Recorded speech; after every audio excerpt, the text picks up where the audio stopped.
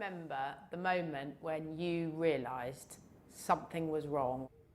I really recall when I realised that actually I can't believe this is right. There was this one particular young person. He'd been missing for 4 days, 5 days. We were chasing him all around the county, and I had lots of resources looking for him. And then we put him back to his placement. And then when I found out, well, it wasn't regulated, and actually there was no form of regulation there, I just thought, this can't be right. And I had to check my facts and double check my facts to say, this cannot be right. You know, we are putting our most vulnerable children in places that actually aren't looking after them. This story is about the record number of teenagers who are living in care, and about where the state, which has effectively become their parent, chooses to house them. It's also about a rapidly expanding part of the care system with few checks and large profits to be made, and an assistant chief constable who's determined to change things. Morning, everybody. I do feel angry because policing can only do so much, but we all have a collective responsibility as a society to make sure that we're protecting our most vulnerable children. And I am determined, if it's the last thing I do in my career, to make sure that we can work together to protect them better. Jackie Sabir's talking about the housing provision that's sprung up for older children in the care of the state. The care system is complicated, but in simple terms, local councils have various options for children in their care. The majority live with foster families. Some are in children's homes, which are regulated by Ofsted. But from age 16, others can be put up by the council in what's called supported or semi-supported accommodation. This can be simply a house on a residential street with staff attached. Unlike children's homes, they're not regulated. The owners don't have to register their existence, and they don't get routinely inspected. And this unregulated, unregistered part of the sector has mushroomed in size. Newsnight's seen figures which show that 10 years ago in England, just 2,900 children in care lived in this type of accommodation. Now it's more than 5,000. That's a 70% increase in a decade. You're looking about £800 to £1,000 a week per child. So if you're, it is a good way to make money. And if you're providing care and support, that's brilliant because we haven't got the capacity nationally. But if you're not, it's a good money-making way. Can you sum up how you perceive this kind of accommodation based on what you've been told about it?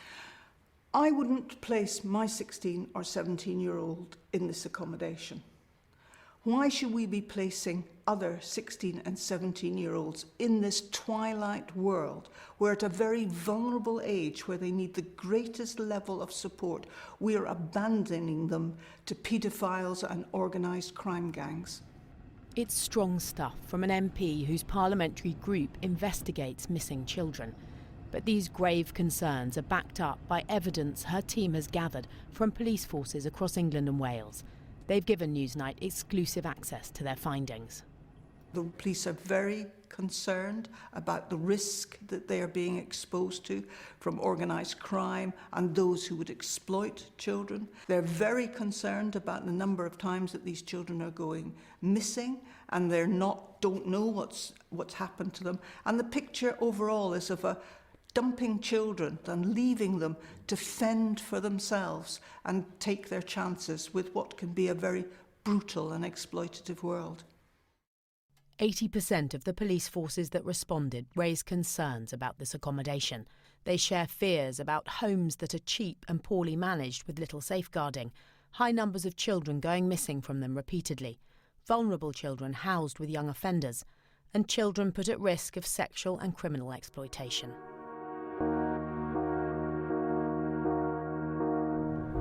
It's a picture familiar to many of the children we spoke to while researching this film. Many described feeling dumped in unsuitable homes with staff they believed weren't adequately trained. Some mentioned kids being lured into dangerous situations by criminals who deliberately targeted the homes. And other children we talked to described going missing time and time again. Like the teenager who told us she was moved more than 150 miles from a foster family where she'd been happy and settled into one of these homes in Bedfordshire, a county she hadn't lived in for years. We're calling her Amy. Now 19, with big plans for her future, she didn't want to be identified. I remember arriving quite late at night, being moved into the lower downstairs bedroom. It was just bare. Even though it was a downstairs bedroom overlooking onto like the road, there was sort of no curtains and no privacy. And there was like a mattress, but there was no bed sheets. It was freezing cold. I had to like use my coat and my blanket as a duvet, and just try and make the most of trying to get some sleep. It just made me feel sort of desperate and sort of also very alone. This 16-plus accommodation isn't regulated because it isn't registered as providing care, even though the children in it often have the same complex needs as those living in children's homes which are regulated. I mean, the staff would just come into your room without even knocking. It wouldn't matter if you were getting changed or anything. You didn't know who was coming on at the night. They wouldn't share the rota with us. And at times as well, there was new staff, so you'd just get up in the night and there'd be a random man in the house. They'd call you names, they'd threaten you. I've had a staff member threaten to slit my throat. I think they were trying to build up a reputation for themselves, so we wouldn't think we can do what we want. And there was a time when I was hit in the face by one of the staff members. He was quite a large, over 6 foot man. And I'd gone to the police about it, and the police had come to the home a couple of days later, and the manager just wouldn't let me speak to the police. He spoke to the policeman on the phone, was like, "Oh, don't listen to her, she's just making it up." I'd turn up at social services in just tears because I couldn't live there anymore. I just said, just find me anywhere else, literally. It doesn't matter if it's a slum in the middle of nowhere, just move me. Amy says she ran off from her accommodation more than 50 times in her 6-month stay. Children go missing from these homes far too frequently, and that makes them a police matter. 17-year-old lad at a care home which looks after children from them ages 16 to 18. This lad has left earlier on stating he was going to London to visit his girlfriend. Whether that's the correct information or not. In Bedfordshire, we have probably around 60 children's homes. Around half of those will be some of these unregulated settings. But they are the ones where we have the majority of the children go missing from because the care is so inconsistent. Some are absolutely fantastic and we have a great relationship with them. Others, not so much. Do you go to a lot of properties like this through your jobs? Yes, we do. I think the majority of the MISPERs we do go to are from residential care homes where children are on care orders, Section 17, Section 20s and things like that. It's definitely the same names popping up on a regular basis. The teenager they're looking for has been housed in Bedfordshire by one of the London boroughs. New figures recently revealed by the government show these out-of-borough placements doubled between 2014 and 2018. Whether they're local or not, Bedfordshire police spend a lot of time searching for these kids they term frequent flyers. We will always prioritise dealing with missing children and the most vulnerable. So when we have 5, 6, 7 children per night, which we can have, not turn up for their curfews, and the homes will ring us, I'm diverting my resources, my very limited resources that we have in Bedfordshire, clearly to look and go and find those children. But whilst they're doing that, I can have 20, 30, 40 other 999 calls not being responded to as quickly as I would want them to, because actually we're trying to find these children, whereas actually the duty of care sometimes sits with the homes and the placing authorities. Yeah, we used to take massive risks. We wanted to escape. We'd get a train to London and think, yeah, let's meet some random on the side of the street because anywhere is better than this. We'd just get random men off the internet, and then sometimes they'd come and pick us up from outside the home, and they'd take us places. One man, he drove us to Scotland and stayed overnight with him in a motel. They were complete randomers, a lot of them just strange men who just wanted younger girls, and they were very, very dangerous. Were you at any point, or your friend at any point, threatened by them or hurt by them, or? Yeah, and a few times, like, some of them got quite violent when you wouldn't do what they wanted you to do. We were quite lucky. We always managed to get out pretty unscathed. What did they want you to do? They wanted sex, and they wanted, like, drugs, and because they'd buy you alcohol, they'd think that you owe them something. Amy was 17 at the time and says she chose to go off with these men. She was fortunate not to be sexually assaulted. Others aren't. We're obviously all very aware of child sex exploitation, young girls and boys being taken advantage of, being victims and suspects of crimes, and as well with county lines and all of that. But again, we need the intelligence for that, and if people aren't telling us stuff, then we don't know. So like care homes like that, they don't really know a lot about the children that they're looking after. As for Amy, she says the way some staff in the home spoke to her was quite simply abusive. Our staff members said, like, they'd seen people be murdered, and that it wouldn't matter if anyone killed you because no one would care. Yeah, they called us prostitutes and whores, and that they would just say, we're just care kids, no one cares about us. Did you believe them? A little bit, yeah. We're not naming Amy's care home, but they told us they investigate complaints thoroughly and operate with high standards. They added that they support this 16-plus sector being regulated. Amy was in the care of Bedford Borough. That council told Newsnight they're aware of the issues she detailed to us, which were fully investigated at the time. They said many other local authorities share their concerns about this unregulated sector. Some of Amy's story mirrors what police forces have told Anne Coffey. Cambridgeshire Police said, "These premises are often well known to local criminals and are seen as an easy target location for recruitment of new children." Hertfordshire Police described children being effectively dumped in unsuitable accommodation. As a business, their focus can be misaligned to generating revenue as opposed to safeguarding children. We have seen examples where girls have been groomed and trafficked to other areas. Nottinghamshire Police described the 16-plus sector as not set up to deal with care, but trying to offer it and failing. West Yorkshire Police talked of opportunities for potentially unscrupulous organisations to set up pop-up children's homes with little or no regulation, where the housing market is much cheaper, heightening the risk of the most vulnerable of children being exploited. We have had children placed from London into our own homes from opposing gangs, and they have stabbed each other in the home. Well, anyone could have told you that could have happened. So there's a real danger that actually we're putting these children in really dangerous situations, and the local authorities are their corporate parents. And actually we're putting them with people that we know they're in conflict with, or that actually can recruit them, they can abuse them. And I think there is something really fundamentally wrong with the situation as it is at the moment.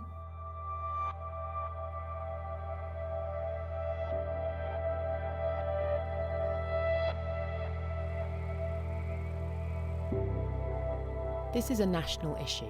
And across the country in Norfolk, we learnt from one young woman that even in better run homes, life can be a far cry from the security of a foster family.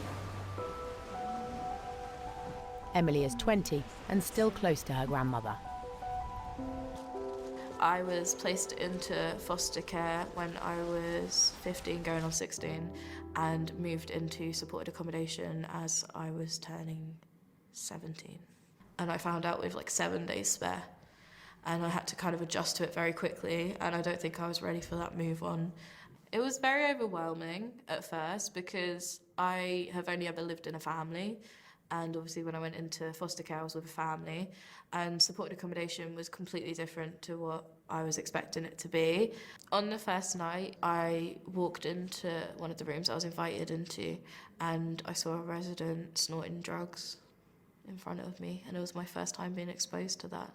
They were drinking in their rooms, they were doing drugs. It was very chaotic, but the residents managed to do it in a sneaky way so that the owners didn't really find out. And the people involved who owned the place were very lovely, and I got on well with them. Emily's grandmother had originally offered to take in her granddaughter, but was refused.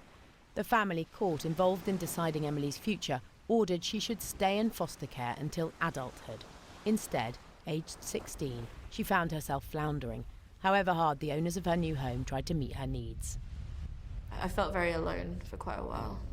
I just felt like I was just dumped into this place, and I didn't really know what to do when I was exposed to those things. We saw her going downhill with depression, anxiety. That all came on then, because she wasn't particularly like that before. Lack of confidence, not wanting to go out. It ended up with basically not wanting to go out without somebody with her all the time. I didn't even know what anxiety was at that point, so it was kind of scaring me that I couldn't do these things, because I didn't really have the support to tell me like what's going on, like why I'm feeling like this, so I just kind of had to live it. Do you think that an ordinary parent would think it would be a good idea to move a 16-year-old into a house full of other teenagers? Not at all. Not at all. Why not? Because there's a massive safety risk behind it. You don't know these people you're moving in with. You know, you're being exposed to drugs when you're not even 18 yet. And it's just a massive shock, really. So what's the answer for teenagers who've often already had such difficult lives? They bring with them vulnerabilities that need specialist care and attention. It's clear many aren't getting it, and the pressure to regulate is mounting. I believe that the system can't afford not to make these changes. Yes, you will have costs at the beginning, but the costs of finding missing children, the costs of dealing with these children when they become even further victimised, having to have mental health support and supporting their adult life going forward, and them being in the criminal justice system, actually cost much more than the regulation in the first place. If you're putting someone who's vulnerable in an even more vulnerable position, that's not doing what you're supposed to do. You're supposed to be taking care of them. They're paying these companies thousands, but not actually checking where the money's going.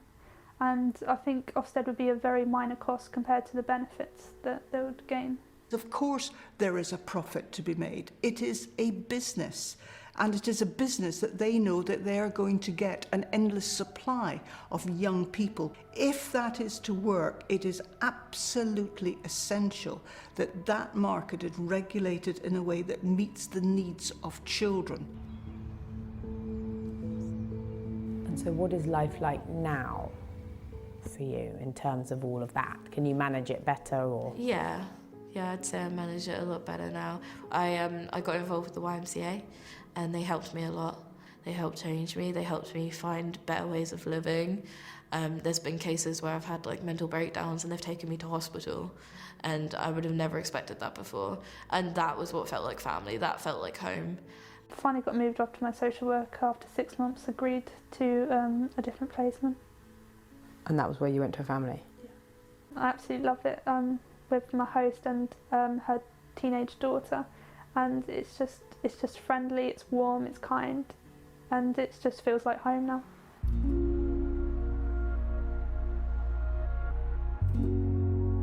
What happened to that boy that you mentioned at the beginning? So, unfortunately, and it sounds inevitable, but he was led into a life of criminality. He is now running county lines. He will probably go to prison very shortly, and he's recruited other young people into that lifestyle. He was the one that's driven me to speak out, and I look back and I think, what could we have done as the police? What could have our partners done? What could have all of us done to actually maybe prevent what has happened to him since? Was it inevitable? We all have got a responsibility to try and make a difference so other children don't follow the same pathway that he has. That was Katie Razzle's film. She's with me now. Extraordinarily powerful testimony from everyone, the police officer to Emily, to Amy, in that film. Where does this go?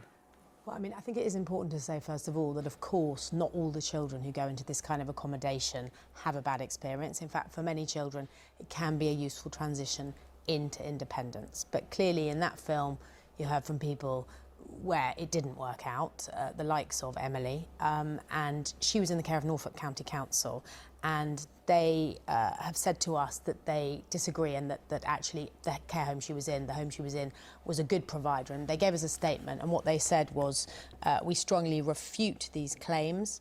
We've always acted in Emily's best interests, offered her advice, support and advocacy, and investigated any concerns she's raised. And they told us we've invested £5 million in providing our own accommodation for young people, that's since, with dedicated round-the-clock support. So interesting that they are planning to do more in-house then. What's the government's view on that? Well, the Department for Education made clear that they too think this kind of accommodation can be useful. It can be used as a stepping stone for young people who are going to come out of care. And the Children and Families Minister, Nadeem Zahawi, also gave us a statement. He said local authorities are required to make sure that children in care are given suitable accommodation to meet their needs, including that they're safe and secure, which is why I recently wrote to all directors of children's services to remind them of this obligation. But it's worth reiterating that we spoke to a lot of people, obviously, in researching that film, not just MPs, not just the police, but the likes of the Howard League for Penal Reform. I mean, they described this 16-plus sector as feeling a bit like a jungle at the moment, and they said they're concerned that children are being criminalised in this kind of accommodation,